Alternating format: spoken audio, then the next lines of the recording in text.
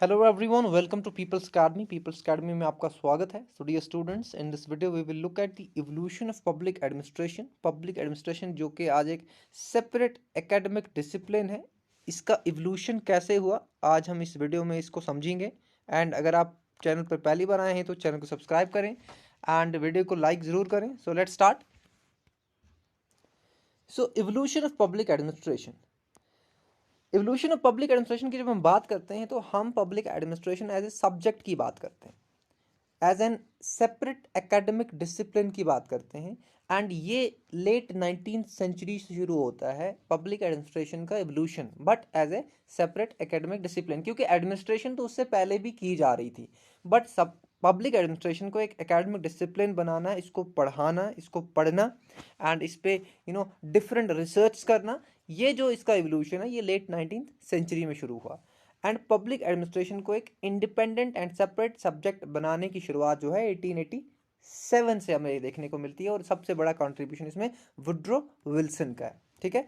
And Woodrow Wilson को कहा जाता है कि ये पहले स्कॉलर हैं पब्लिक एडमिनिस्ट्रेशन के, जिन्होंने पब्लिक एडमिनिस्ट्रेशन पे एक एसे लिखी, the study of public administration, जो कि 1887 में पब्लिश हुई. और यहाँ से माना जाता है कि ये वो पहली पब्लिकेशन थी जहाँ से हमें public administration as a separate academic discipline के ट्रेसेस मिलते हैं. तो हम ये कह सकते हैं कि लेट 19th सेंचुरी में वुड्रो विल्सन के द्वारा 1887 में ये जो पब्लिकेशन लिखी गई, यहाँ से पब्लिक एडमिनिस्ट्रेशन के एवोल्यूशन की शुरुआत होती है. आगे बढ़ते हैं.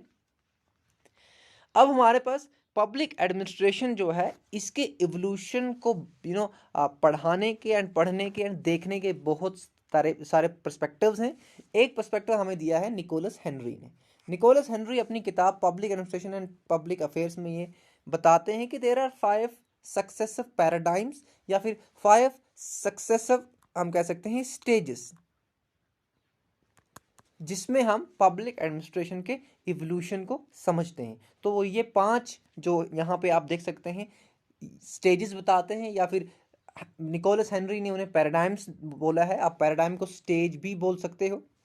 तो पहला स्टेज आप देख सकते हैं politics administration dichotomy, principles of administration, public administration as a political science, public administration as management, public administration as public administration. तो यहाँ पे अब कहने का मतलब ये है कि इन डिफरेंट स्टेजेस में पब्लिक एडमिनिस्ट्रेशन को लेके डिफरेंट पर्सपेक्टिव्स थे. सबसे पहला स्टेज जो था 1900 से 1926 तक था, और इसमें ये कहा गया कि पॉलिटिक्स यानी कि पॉलिटिकल साइंस और एडमिनिस्ट्रेशन ये दो अलग अलग चीज़ें हैं. There is a dichotomy means separation. ये दो अलग चीज़ें हैं. पॉलिटिक्स को एडमिनिस्ट्रेशन में नहीं लाओ और एडमिनिस्ट्रेशन को पॉलिटिक्स के साथ मिक्स नहीं करो. ये दो अलग चीज़ें हैं. ये इस स्टेज में कहा गया, इस पैराडाइम में कहा गया. दूसरे पैराडाइम में ये कहा गया कि पब्लिक एडमिनिस्ट्रेशन के कुछ प्रिंसिपल्स भी हैं जो डिराइव करने हैं, उन प्रिंसिपल्स को अप्लाई करके हम एक एफिशिएंट एडमिनिस्ट्रेशन जो है वो चला सकते हैं. देन तीसरे पैराडाइम में ये कहा गया कि भाई पब्लिक एडमिनिस्ट्रेशन कोई सेपरेट डिसिप्लिन नहीं है, कोई सेपरेट सब्जेक्ट नहीं है, ये पॉलिटिकल साइंस का ही एक छोटा सा पार्ट है. देन फोर्थ पैराडाइम में कहा गया कि पब्लिक एडमिनिस्ट्रेशन कुछ नहीं है, बस मैनेजमेंट का एक दूसरा नाम है. देन फिफ्थ पैराडाइम में फाइनली ये कहा गया कि 1970s के बाद एंड 1970s के अराउंड के पब्लिक एडमिनिस्ट्रेशन एक सेपरेट एकेडमिक डिसिप्लिन है, एंड हमें पब्लिक एडमिनिस्ट्रेशन को एज पब्लिक एडमिनिस्ट्रेशन ही समझना चाहिए. हमें इसको मैनेजमेंट नहीं बोलना चाहिए, हमने इसको पॉलिटिकल साइंस नहीं बोलना है. ये एक सेपरेट एकेडमिक डिसिप्लिन है. ये निकोलस हेनरी का एक अपना पर्सपेक्टिव है, जिसमें उन्होंने ये 5 पैराडाइम्स दिए हैं. इस किताब में ये पैराडाइम्स इन्होंने बताए हैं. लेकिन एक और हमारे पास इवोल्यूशन ऑफ पब्लिक एडमिनिस्ट्रेशन को देखने का एक और पर्सपेक्टिव है, जिसमें कुछ और स्टेजेस हैं, बट एक डिफरेंट तरह से ये स्टेजेस दिखाए गए हैं.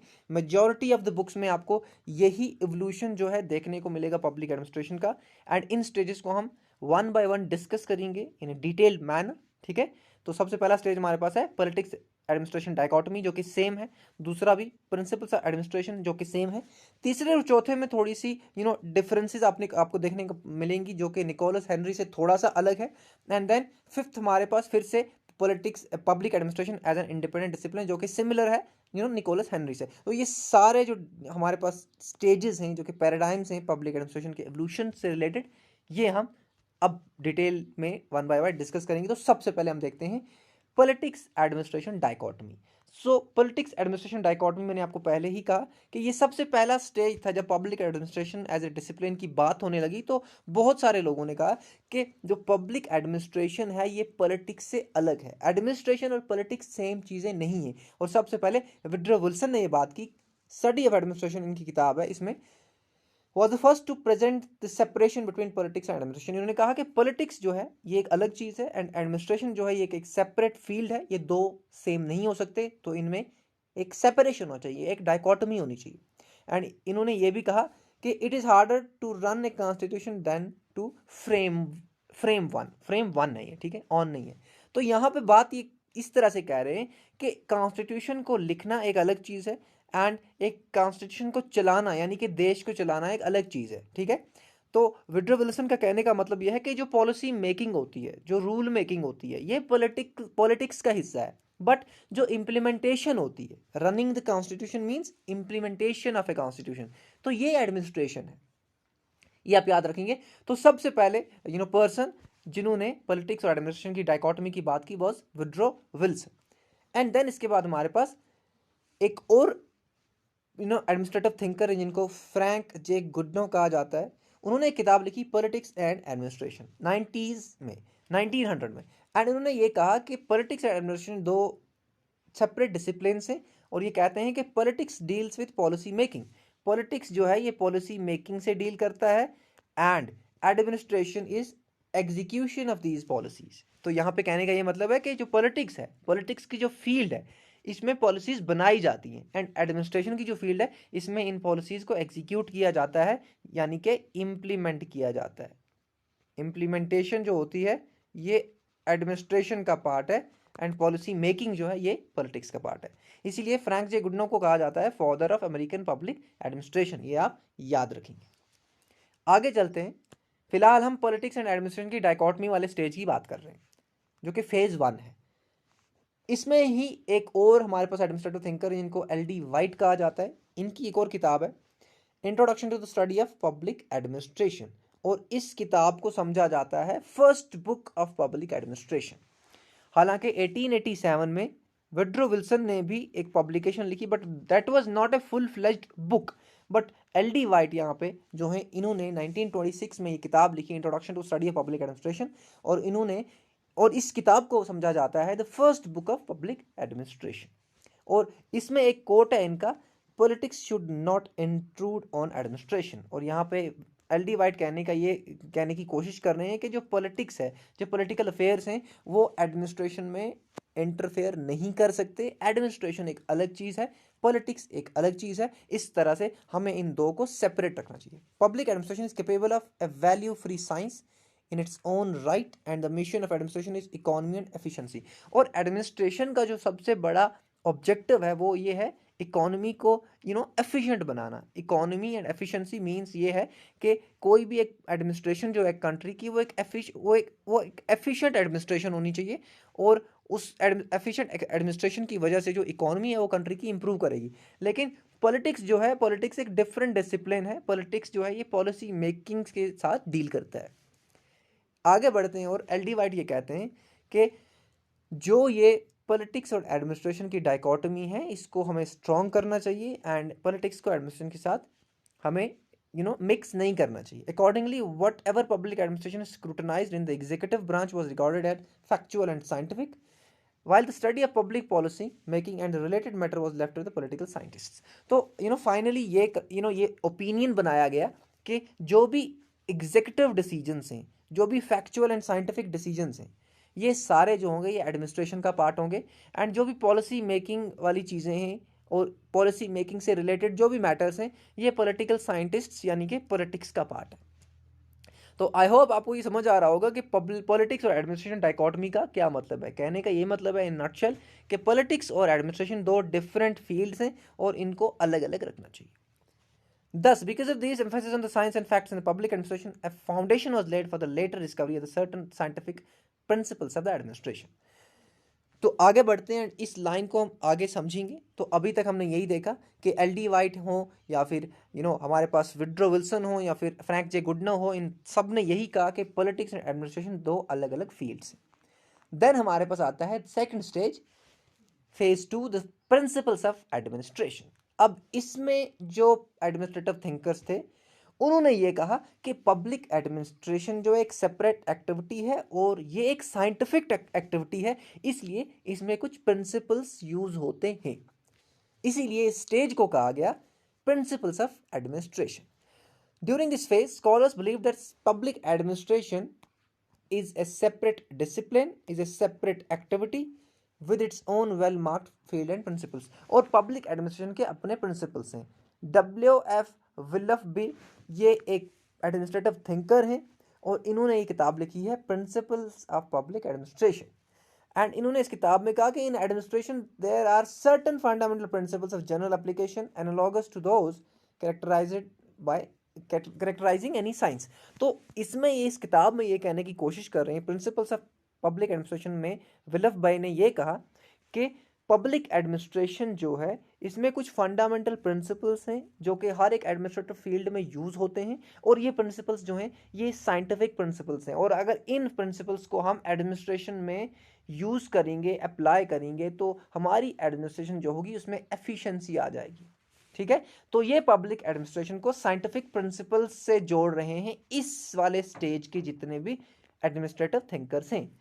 They could be discovered and administrators would be expert in their work if they learn how to apply these principles। और ये कहा जाता है कि अगर ये प्रिंसिपल्स डिस्कवर किए जाएं तो एडमिनिस्ट्रेटर्स जो होंगे वो अपनी फील्ड्स में एक्सपर्ट्स बन जाएंगे, यानी कि एडमिनिस्ट्रेटर्स जो हैं वो एडमिनिस्ट्रेशन को एफिशिएंट तरीके से एक एक्सपर्टीज की तरह इस एडमिनिस्ट्रेशन को चला पाएंगे। तो हमें करना क्या है, हमें एडमिनिस्ट्रेशन के प्रिंसिपल्स को फाइंड आउट करना है कि कौन कौन से प्रिंसिपल्स जो हैं एडमिनिस्ट्रेशन में एफिशिएंसी ला सकते हैं और ये प्रिंसिपल्स जो होंगे ये साइंटिफिक प्रिंसिपल्स होंगे।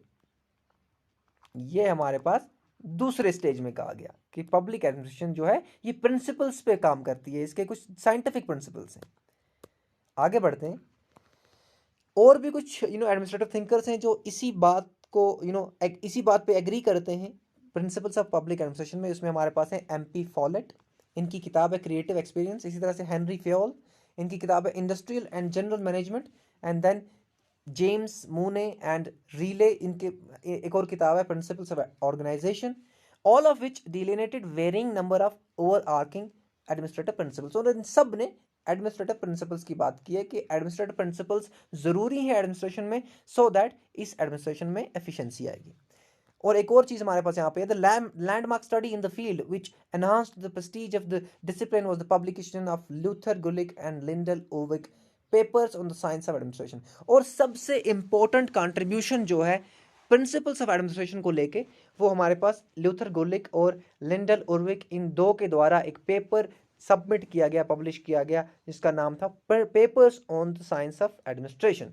और इसमें इन्होंने कहा कि जो प्रिंसिपल्स हैं ये हम इंडक्टिव तरीके से हम इनको डिराइव कर सकते हैं और इन प्रिंसिपल्स को हम ह्यूमन ऑर्गेनाइजेशंस में यूज़ कर सकते हैं। एंड इन प्रिंसिपल्स को ह्यूमन ऑर्गेनाइजेशंस और ह्यूमन एसोसिएशंस में जब यूज़ करेंगे तो एडमिनिस्ट्रेशन जो होगी वो एक एफिशिएंट तरीके से होगी। सो ये जो दूसरा स्टेज था, अगेन आई एम रिपीटिंग कि इसमें ये कहा गया कि पब्लिक एडमिनिस्ट्रेशन के कुछ साइंटिफिक प्रिंसिपल्स हैं जिनको हमें डिराइव करना है, फाइंड आउट करना है और इन प्रिंसिपल्स को एडमिनिस्ट्रेशन में अप्लाई करना है। एंड देन क्या होगा, एडमिनिस्ट्रेशन में एफिशिएंसी आएगी। देन हमारे पास एक और इंपॉर्टेंट, जैसे कि मैंने आपको बताया बहुत सारे एडमिनिस्ट्रेटिव थिंकर्स थे सेकंड वाले स्टेज में, एंड एक थिंकर और हमारे पास हैं जिनको फ्रेडरिक विंस्लो टेलर कहा जाता है, FW टेलर। इन्होंने एक किताब लिखी प्रिंसिपल्स ऑफ साइंटिफिक मैनेजमेंट और इन्होंने इसमें ये कहा कि देयर आर 4 मेजर प्रिंसिपल्स जो कि किसी भी ऑर्गेनाइजेशन की एफिशिएंसी को बढ़ा सकते हैं। तो ये कौन से 4 मेजर प्रिंसिपल्स हैं हम यहाँ पे देखते हैं। सबसे पहले इन्होंने कहा कि हमें जो काम है एडमिनिस्ट्रेशन में डिफरेंट वर्क्स होते हैं, तो इन वर्क्स को साइंटिफिक बेसिस पे करना है, हमने साइंटिफिक टेक्निक्स के थ्रू करना है। दूसरा इन्होंने ये कहा कि जो हमें वर्कर्स हैं, जो वर्कमैन हैं, इनकी जो सिलेक्शन होगी वो साइंटिफिक सिलेक्शन होगी। साइंटिफिक सिलेक्शन करने का मतलब ये है कि हमें देखना है कौन सा वर्कर की कैपेसिटी कितनी है, कौन सा वर्कर किस चीज़ में एफिशिएंट है, यानी कि हमें फैक्चुअल बेसिस पे वर्कर्स को हायर करना है और उनसे काम करवाना है। ऐसा नहीं है कि किसी को भी उठा के ले आए, किसी भी काम में डाल दिया, एक मशीन चलाने वाले को हम कुछ और ही काम दे रहे हैं, तो वो नहीं हो सकता। ये कहते हैं कि साइंटिफिक सिलेक्शन होनी चाहिए, ट्रेनिंग होनी चाहिए वर्कमैन की। तीसरा ये कहते हैं the close coordination between the science of work and the scientific selected and trend man. तो यहाँ पे फिर से ये कहते हैं कि जो हमने मैन को हायर किया है, जो वर्कमैन को हायर किया है, उनको हम वही काम देंगे जो जिस काम में वो बेस्ट है, जिस काम में उनकी स्पेशलाइजेशन है। हमें उन्हें टेस्ट करना है, हमें उन्हें ट्रेन करना है, हमने उनको इन साइंटिफिक प्रिंसिपल्स के अकॉर्डिंगली काम करवाना है। एंड देन चौथा हमारे पास प्रिंसिपल देते हैं equal division of work and responsibility. तो ये कहते हैं कि हर एक वर्कमैन जो है उसको इक्वल वर्क प्रोवाइड किया जाए। ऐसा नहीं है कि किसी को 1 घंटा दिया जाए और बोला जाए कि 10 घंटों का काम करके दिखाओ, तो ऐसा नहीं होगा। साइंटिफिकली हमें देखना है, साइंटिफिकली हमने सोचना है एंड वर्कर्स को हायर करना है और उनसे काम करवाना है एंड सारे वर्कर्स में बराबर का काम बांटना है। तो ये था सेकंड स्टेज में कहा गया कि पब्लिक एडमिनिस्ट्रेशन के हमें प्रिंसिपल्स डिराइव करने हैं और प्रिंसिपल्स जो हैं वो पब्लिक एडमिनिस्ट्रेशन में क्या करेंगे, एफिशिएंसी लाएंगे। देन हमारे पास तीसरा स्टेज है, सॉरी यहाँ पे एक और थिंकर हैं, इनफैक्ट 2 थिंकर्स हैं जिन्होंने पोस्ट कॉर्ब प्रिंसिपल दिया है, मैं आपको पहले भी पढ़ा चुका हूँ पब्लिक एडमिनिस्ट्रेशन के इंट्रोडक्शन में। तो पोस्ट कॉर्ब क्या है, ये गुलिक और उर्विक, ये 2 लूथर गुलिक एंड लिंडल उर्विक, जो मैं आपको पहले भी बता चुका हूँ, इन्होंने ये पोस्ट कॉर्ब प्रिंसिपल दिया और उन्होंने ये कहा कि पब्लिक एडमिनिस्ट्रेशन में ये 7 चीज़ें होंगी। प्लानिंग होगी सबसे पहले, फिर ऑर्गेनाइजिंग होगी, फिर स्टाफिंग होगी, फिर डायरेक्टिंग होगी, कोऑर्डिनेटिंग, रिपोर्टिंग, बजटिंग। तो ये 7 जो स्टेप्स हैं, ये 7 चीज़ें हैं जो एक एडमिनिस्ट्रेशन में होते हैं। तो ये मैं पढ़ा चुका हूँ ऑलरेडी वीडियो में, आप वीडियो को देखेंगे जरूर एंड इसको समझेंगे वहाँ पे। इसके बाद हमारे पास आता है तीसरा स्टेज, जहां पे स्टेज का नाम दिया गया क्रिटिसिज्म एंड चैलेंजेस। अब इस स्टेज में क्या हुआ कि पिछले 2 स्टेजेस में जो कहा गया उन दोनों ओपिनियंस को चैलेंज किया गया। इसमें एक ओपिनियन ये था कि पॉलिटिक्स एंड एडमिनिस्ट्रेशन में डाइकोटमी होनी चाहिए, यानी कि सेपरेशन होनी चाहिए। एक तो ये चीज़ कही गई पहले स्टेज में कि there should be separation between politics and administration. दूसरी ये चीज़ कही गई कि पब्लिक एडमिनिस्ट्रेशन जो है ये कुछ प्रिंसिपल्स के बेस पे काम करती है और वो प्रिंसिपल्स हमें इसमें अप्लाई करने हैं। लेकिन ये दोनों चीज़ें जो हैं, ये दोनों ओपिनियंस जो हैं, इनको चैलेंज किया गया तीसरे स्टेज में, जिसमें चेस्टर बर्नार्ड जो हैं ये किताब लिखते हैं फंक्शंस ऑफ एग्जीक्यूटिव, और वो ये कहते हैं कि वो रिजेक्ट करते हैं पॉलिटिक्स एडमिनिस्ट्रेशन डाइकोटमी को भी and principles of public administration को भी।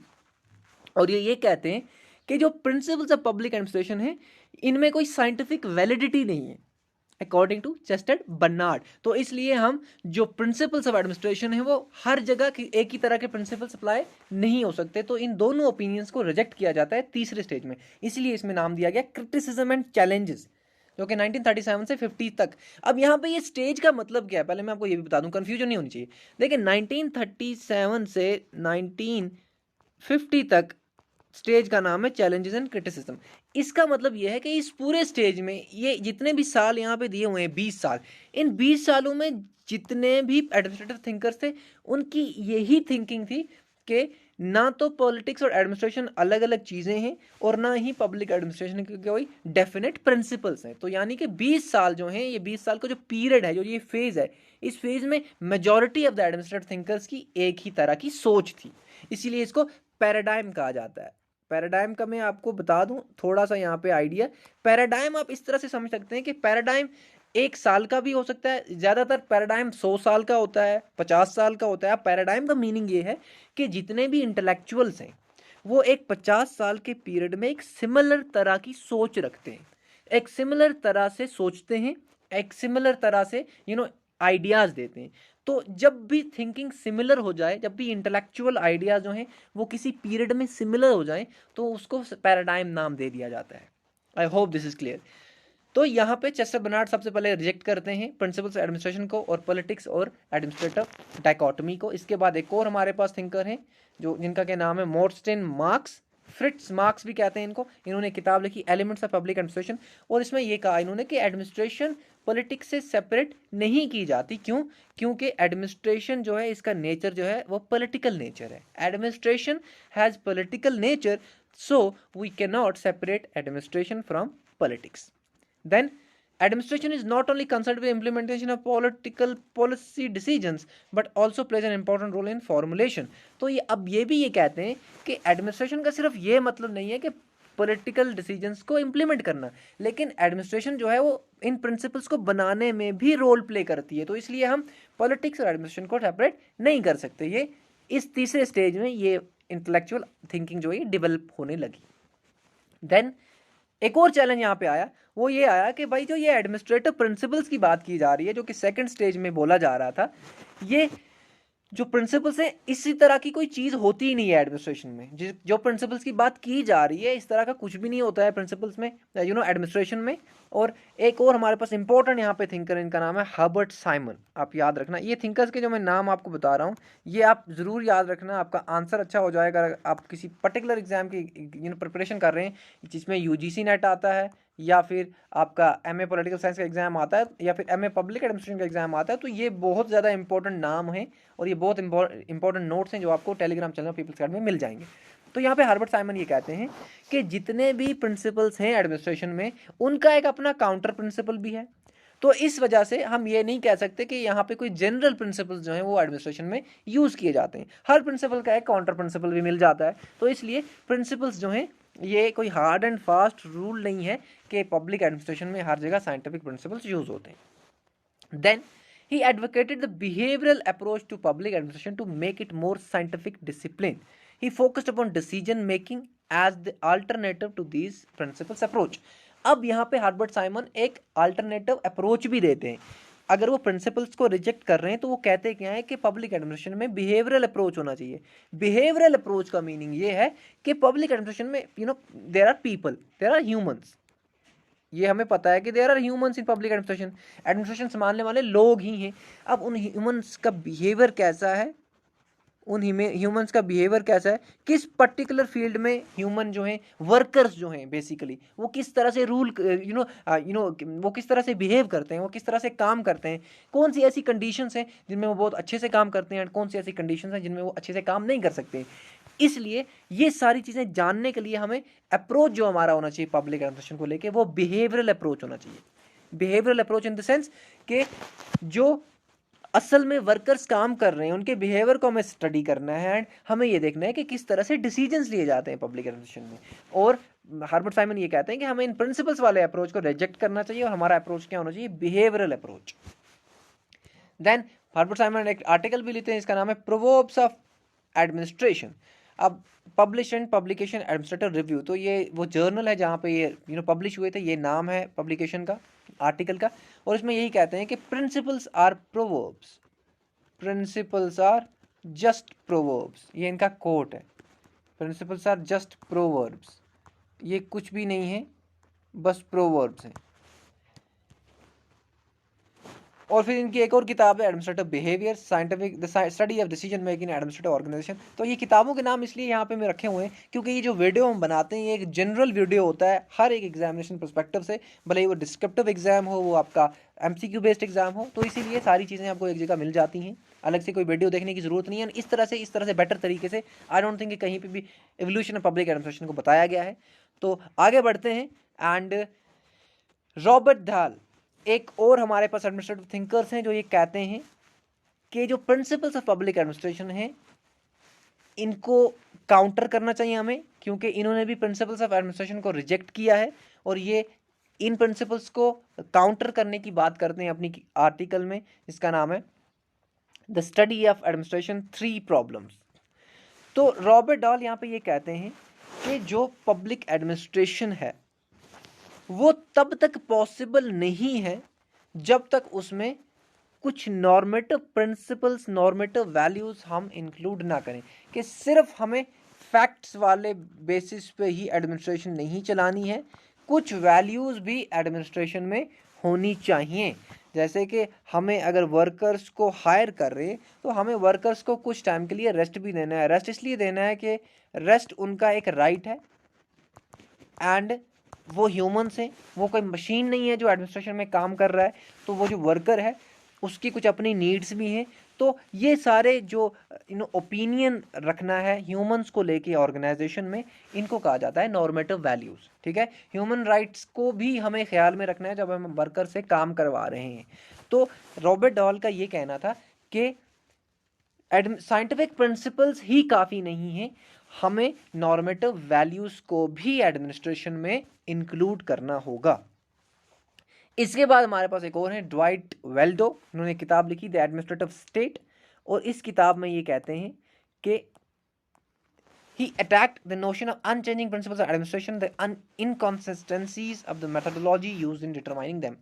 अब ड्वाइट वेल्डो ये कहते हैं कि जो प्रिंसिपल्स हैं एडमिनिस्ट्रेशन में, ये एक नेगेटिव चीज़ इसलिए भी है क्योंकि ये अनचेंजिंग है। सारे प्रिंसिपल्स को हम एक जैसे प्रिंसिपल्स को हम हर जगह यूज़ कर रहे हैं, एंड उसके साथ साथ ये प्रिंसिपल जो है इनकॉन्सिस्टेंसीज के साथ डिटरमाइन हो रहे हैं कि मेथडोलॉजी जो है, यानी कि ये जो प्रिंसिपल्स हैं जिनको हम एडमिनिस्ट्रेशन में यूज़ कर रहे हैं, जिनको हम एडमिनिस्ट्रेशन में अप्लाई करने की कोशिश कर रहे हैं, इनको जो डिराइव करने की जो मेथडोलॉजी है, इनको जो डिटरमाइन करने की मेथडोलॉजी है, वो इनकन्सिस्टेंट है, यानी वो एक जैसी नहीं है। ना ही प्रिंसिपल्स को चेंज किया जा रहा है, सिमिलर प्रिंसिपल्स रखे जा रहे हैं, क्योंकि ऐसा भी है ना कि हर ऑर्गेनाइजेशन एक जैसी नहीं होती है। हर ऑर्गेनाइजेशन का काम अलग है, वहाँ के वर्कर्स अलग हैं, उनकी डिमांड्स अलग हैं, उनकी नीड्स अलग हैं, उनकी सैलरीज अलग हैं, उनको जो काम करवाया जाता है उसका नेचर अलग है। तो इसलिए हम हर जगह एक तरह के प्रिंसिपल्स यूज़ नहीं कर सकते। और ड्वाइट वेल्डो कहते हैं कि इस एडमिनिस्ट्रेशन में तो प्रिंसिपल्स अनचेंजिंग है, ये तो चेंज कर ही नहीं रहे हम। तो इसलिए हर तरह की एडमिनिस्ट्रेशन में, हर तरह की ऑर्गेनाइजेशन में एक तरह के प्रिंसिपल्स हम, सिमिलर प्रिंसिपल्स हम अप्लाई नहीं कर सकते। और इन प्रिंसिपल्स को जो हम डिराइव कर रहे हैं, उनकी जो मेथड्स भी हैं वो भी सही नहीं है। तो इसलिए ये प्रिंसिपल्स ये आइडिया जो है ये बेकार आइडिया है। Then, thus by mid-century, two defining principles of public administration, the politics administration dichotomy and principles of administration had been abandoned। तो मिड सेंचुरी में आते आते, यानी 1950s में आते आते क्या हुआ कि ये दोनों आइडियाज़ को, इन दोनों पिलर्स को रिजेक्ट कर दिया गया। कौन सा पिलर? जो फेज़ 1 में था कि पॉलिटिक्स एडमिनिस्ट्रेशन की डाइकोटमी होनी चाहिए, और दूसरा प्रिंसिपल जो फेज़ 2 में था, इसमें ये कहा गया कि प्रिंसिपल्स ऑफ एडमिनिस्ट्रेशन होने चाहिए, एडमिनिस्ट्रेशन में कुछ साइंटिफिक प्रिंसिपल्स होनी चाहिए। तो इन दोनों फेजेस में जो आइडिया, जो ओपिनियंस निकल के आए, इन दोनों को अबेंडन कर दिया गया। इसीलिए इस स्टेज को कहा गया the stage of challenges and criticism, क्योंकि इसमें पहले दो स्टेजेस को क्रिटिसाइज किया गया, चैलेंज किया गया। अब आता है हमारे पास स्टेज 4, यानी कि फेज 4, जिसको कहा जाता है crisis of identity phase. Identity की जब हम बात करते हैं तो हम public administration as a discipline की आइडेंटिटी की बात करते हैं, यानी कि जो पब्लिक एडमिनिस्ट्रेशन है, जो कि डिसिप्लिन ऑफ पब्लिक एडमिनिस्ट्रेशन है, इसकी जो आइडेंटिटी है, अब उसमें क्राइसिस आने लगे कि क्या सच में पब्लिक एडमिनिस्ट्रेशन एक अलग सब्जेक्ट है भी कि नहीं।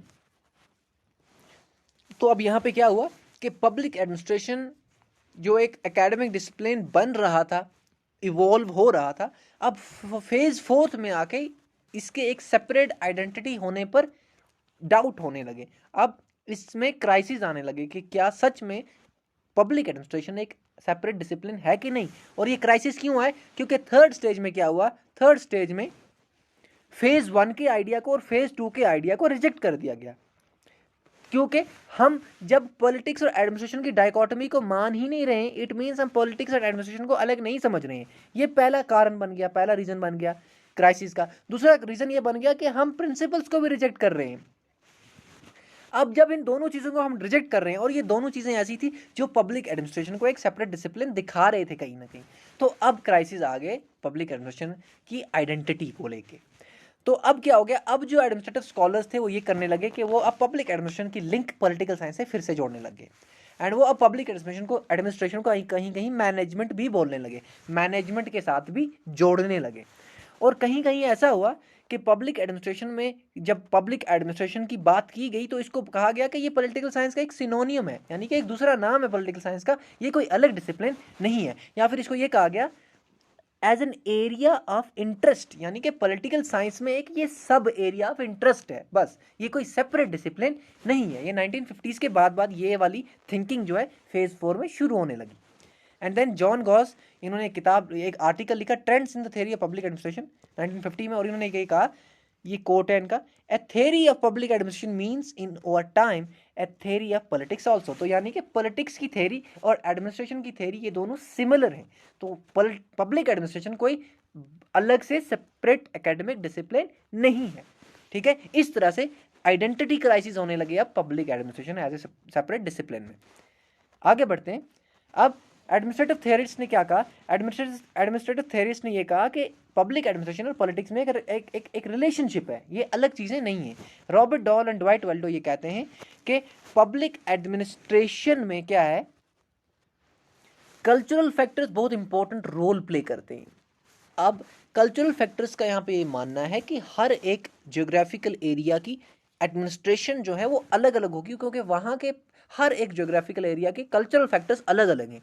तो यहाँ से आइडिया निकल के आया कंपैरेटिव पब्लिक एडमिनिस्ट्रेशन का, कि यूएसए में पब्लिक एडमिनिस्ट्रेशन जो है ये अलग होगी, इंडिया में जो पब्लिक एडमिनिस्ट्रेशन है ये अलग होगी, हमारे पास इंग्लैंड में जो पब्लिक एडमिनिस्ट्रेशन है ये अलग होगी। क्यों? क्योंकि cultural factors play an important role, ठीक है। तो इस तरह से कंपैरेटिव पब्लिक एडमिनिस्ट्रेशन का एक आइडिया निकल के आया, जो कि आज हम पब्लिक एडमिनिस्ट्रेशन में एक बहुत बड़े सब्जेक्ट को पढ़ते हैं विद इन पब्लिक एडमिनिस्ट्रेशन, जिसका नाम है कंपैरेटिव पब्लिक एडमिनिस्ट्रेशन। तो ये आइडियाज यहाँ से निकल के आए जब कल्चरल फैक्टर्स की बात की गई, कि कल्चरल फैक्टर जो है पब्लिक एडमिनिस्ट्रेशन में इंपॉर्टेंट पार्ट प्ले करते हैं एंड पब्लिक एडमिनिस्ट्रेशन को अलग अलग बताते हैं। एक ज्योग्राफिकल एरिया में पब्लिक एडमिनिस्ट्रेशन जो होगी वो अलग होगी, दूसरे ज्योग्राफिकल एरिया में जो है पब्लिक एडमिनिस्ट्रेशन जो होगी वो अलग होगी।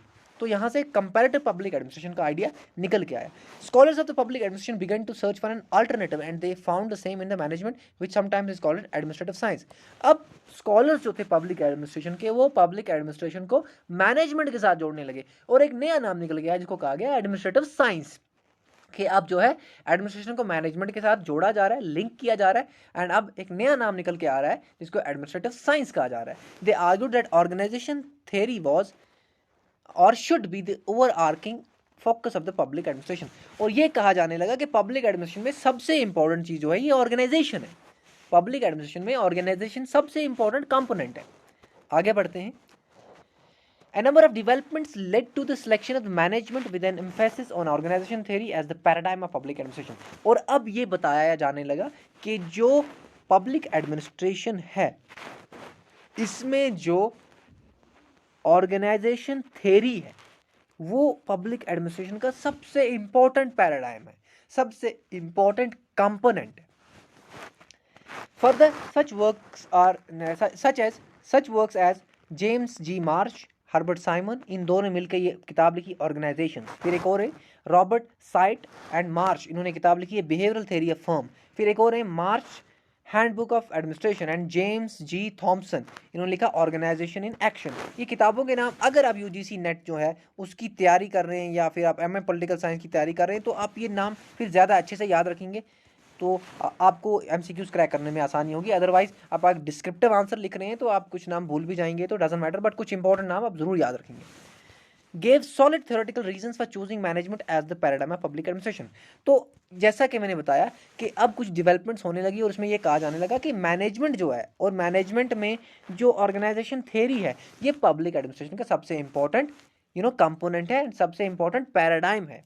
अब हम पब्लिक एडमिनिस्ट्रेशन को मैनेजमेंट के पर्सपेक्टिव से देख रहे हैं कि पब्लिक एडमिनिस्ट्रेशन में मैनेजमेंट का बहुत इंपॉर्टेंट रोल है, ये इसका एक बहुत इंपॉर्टेंट कंपोनेंट है। Thus in both situations linkage either with political science or management the essential thrust was one of public administration losing its identity. तो अब यहाँ पे होने क्या लगा नटशल में ये होने लगा कि या तो हम पब्लिक एडमिनिस्ट्रेशन को पॉलिटिकल साइंस से जोड़ रहे हैं या तो हम पब्लिक एडमिनिस्ट्रेशन को मैनेजमेंट से जोड़ रहे हैं। बट हो क्या रहा है दोनों केसेस में, पब्लिक एडमिनिस्ट्रेशन अपनी सेपरेट आइडेंटिटी को लूज कर रहा है। This is why this phase is known as period of identity of crisis for the discipline of public administration. और इसीलिए कहा जाता है कि पब्लिक एडमिनिस्ट्रेशन के लिए ये पीरियड जो था, ये जो स्टेज था, ये क्राइसिस स्टेज था। आइडेंटिटी को लेकर क्राइसिस आ गए कि क्या सच में पब्लिक एडमिनिस्ट्रेशन जो है ये सेपरेट डिसिप्लिन है कि नहीं। क्यों? क्योंकि या तो हम इसको पॉलिटिकल साइंस से जोड़ रहे हैं या तो हम इसको मैनेजमेंट से जोड़ रहे हैं और ये कह रहे हैं कि ऑर्गेनाइजेशन बहुत इंपॉर्टेंट प्रिंसिपल है, तो अपने आप में पब्लिक एडमिनिस्ट्रेशन तो कहीं है ही नहीं। तो इस वजह से पब्लिक एडमिनिस्ट्रेशन अपनी आइडेंटिटी लूज कर रहा था। लेकिन 1970s के बाद से एक और फेज शुरू होता है जिसको कहा जाता है public administration as an independent discipline, कि इस एरा में, इस टाइम में अब ये ओपिनियन बनने लगा कि नहीं भाई पब्लिक एडमिनिस्ट्रेशन जो है कि इंडिपेंडेंट डिसिप्लिन है। अब ये कैसे हुआ हम देखेंगे, कुछ फैक्टर्स हैं इसके। सबसे पहला फैक्टर है कि इंटरडिसिप्लिनरी प्रोग्राम्स जो हैं वो डेवलप होने लगे, ठीक है। इंटरडिसिप्लिनरी प्रोग्राम मीन्स हम पब्लिक एडमिनिस्ट्रेशन को इकोनॉमिक्स से जोड़ रहे हैं, हम पब्लिक एडमिनिस्ट्रेशन को पॉलिटिक्स से जोड़ रहे हैं, एंड हम पब्लिक एडमिनिस्ट्रेशन को ऑर्गेनाइजेशन से जोड़ रहे हैं। तो ये जो इंटरडिसिप्लिनरी प्रोग्राम्स की जो डेवलपमेंट हुई, इसमें ये देखा गया कि नहीं, पब्लिक एडमिनिस्ट्रेशन जो है हर एक फील्ड में एक इम्पॉर्टेंट रोल प्ले कर रही है। इसलिए इकोनॉमिक्स में भी पब्लिक एडमिनिस्ट्रेशन का कॉन्फ्लुएंस है, हमारे पास पॉलिटिक्स और एडमिनिस्ट्रेशन का भी यूनियन है कहीं ना कहीं, हम और पब्लिक एडमिनिस्ट्रेशन में ऑर्गेनाइजेशन को भी देखते हैं। तो इस वजह से इन फैक्टर्स की वजह से ये ओपिनियन बनने लगा कि नहीं, पब्लिक एडमिनिस्ट्रेशन जो है ये एक सेपरेट डिसिप्लिन है। The second was the emergence of the new public administration. और एक और फैक्टर था जो कि था न्यू पब्लिक एडमिनिस्ट्रेशन का एमरजेंस। ये एक नया आइडिया था। देखो, मिनोब्रूक कॉन्फ्रेंसेस हुई, 3 कॉन्फ्रेंसेस हुई मिनोब्रूक की, ये एडमिनिस्ट्रेशन को ही लेके थी, ये आप याद रखेंगे। और इसकी पहली कॉन्फ्रेंस में क्या होता है, न्यू पब्लिक एडमिनिस्ट्रेशन का आइडिया इमर्ज होता है। और न्यू पब्लिक एडमिनिस्ट्रेशन में क्या कहा गया, सबसे ज्यादा एम्फेसिस किस पे दिया गया, emphasis on values, replacing the traditional goals efficiency and effectiveness. तो सिर्फ एफिशिएंसी और इफेक्टिवनेस पे यहाँ पे ध्यान नहीं दिया गया, वैल्यूज पे भी ध्यान दिया गया। वैल्यूज मींस जो कि एडमिनिस्ट्रेशन में ह्यूमंस इन्वॉल्व हैं, उन ह्यूमंस की नीड्स, एस्पिरेशंस, डिमांड्स, राइट्स को भी यहाँ पे रखा गया। ठीक है। तो ये न्यू पब्लिक एडमिनिस्ट्रेशन का इमरजेंस होना या फिर इंटरडिसिप्लिनरी प्रोग्राम्स का डेवलपमेंट होना, इन सारे फैक्टर्स की वजह से एक बार फिर से public administration as an academic discipline का रिवाइवल होने लगा। And then new public administration laid stress on relevance, social equity and change. The overall focus of the movement was to take administration more public, less descriptive and more perspective, less institution oriented and more client oriented. अब new public administration में क्या किया गया, बहुत सारी चीज़ों पे stress दिया जाने लगा। सबसे पहले तो रेलेवेंस पे स्ट्रेस दिया जाने लगा कि यानी कि एक तरह का एडमिनिस्ट्रेटिव सेटअप जो है वो दूसरे तरह के एडमिनिस्ट्रेटिव सेटअप से अलग हो सकता है। तो एडमिनिस्ट्रेटिव जो सेटअप्स हैं ये region to region, situation to situation change होने लगे। दूसरी चीज़, सोशल इक्विटी की बात की। सोशल इक्विटी की बात यहाँ पे ये की कि जितने भी एडमिनिस्ट्रेशन में ह्यूमंस इन्वॉल्व हैं, उनको कहीं ना कहीं हम इक्वल तरीके से ट्रीट करें। ठीक है। एंड इसके साथ साथ और भी बहुत सारी चीज़ें होने लगी, जैसे कि सबसे ज़्यादा फोकस पब्लिक पे देने लगी एडमिनिस्ट्रेशन अब। एंड इसके साथ साथ पब्लिक एडमिनिस्ट्रेशन जो है ये क्लाइंट ओरिएंटेड होगी। इट मीन्स क्लाइंट ओरिएंटेड होगी कि जो लोगों के लिए एडमिनिस्ट्रेटिव डिसीजंस लिए जा रहे हैं, उनको ध्यान में रखते हुए एडमिनिस्ट्रेटिव डिसीजंस लिए जाने लगे। इट मीन्स कि जिनको डिसीजंस अफेक्ट कर रहे हैं, हम उनको भी कंसिडर कर रहे हैं। हम सिर्फ डिसीजंस नहीं बना रहे हैं, हम जिनके लिए डिसीजंस ले रहे हैं, हम जिनके लिए इम्प्लीमेंट कर रहे हैं डिफरेंट पॉलिसीज़ को, डिफरेंट एक्शंस को, उनको भी हम ध्यान में रख रहे हैं। It that is mean client oriented. ठीक है। और इन सारी डेवलपमेंट्स की वजह से पब्लिक एडमिनिस्ट्रेशन एक सेपरेट एकेडमिक डिसिप्लिन जो है ये धीरे धीरे बनने लगा। फिर 1980s में, लेट 1980s में एक और नया कॉन्सेप्ट आया, न्यू पब्लिक मैनेजमेंट का। डेविड ऑस्बॉर्न ने ये आइडिया दिया, इनके साथ गैबलर थे, और इन्होंने इस किताब में ये लिखा, री इन्वेंटेड गवर्नमेंट। और इन्होंने ये कहा कि जो एडमिनिस्ट्रेशन है ये ज़्यादातर क्या होना चाहिए, इसमें प्राइवेट इंटरवेंशन होनी चाहिए, प्राइवेट स्टाइल मॉडल होनी चाहिए। क्योंकि गवर्नमेंट जो है ना कहीं आपने आज भी देखा होगा कि जो चीज़ें गवर्नमेंट होती हैं वो ज़्यादातर आप स्कूल देख लें, आप हॉस्पिटल्स देख लें, बुरा हाल होता है। लेकिन आप प्राइवेट हॉस्पिटल्स देखें, आप प्राइवेट स्कूल्स देखें तो बहुत डिफरेंट लगता है। तो यही न्यू पब्लिक मैनेजमेंट का आइडिया था कि जो मैनेजमेंट है, जो कि एडमिनिस्ट्रेशन है, इसको प्राइवेट मॉडल्स के थ्रू चलाया जाए। ऑर्गेनाइजेशनल आइडियाज़ एंड वैल्यूज़ तभी इम्प्रूव होंगे, तभी सर्विस जो है वो इम्प्रूव होगी। पब्लिक सेक्टर को सर्विसेज तभी ज़्यादा अच्छे से मिल पाएंगी जब हम क्या करेंगे, जब हम इन सारे मैनेजमेंट के ये जितने भी मैनेजमेंट के चीज़ें हैं, इनको हम प्राइवेट मॉडल्स के थ्रू क्या करेंगे, इनको प्राइवेट मॉडल्स के थ्रू हम एडमिनिस्ट्रेट करेंगे, प्राइवेट लोगों के हाथ में डिफरेंट काम देंगे, तब जाके ये ऑर्गेनाइजेशनल वैल्यूज़ एंड आइडियाज़ जो हैं ये इंप्रूव होंगे और लोगों को सही तरह से सर्विस मिल पाएगी। It treated individuals and customers.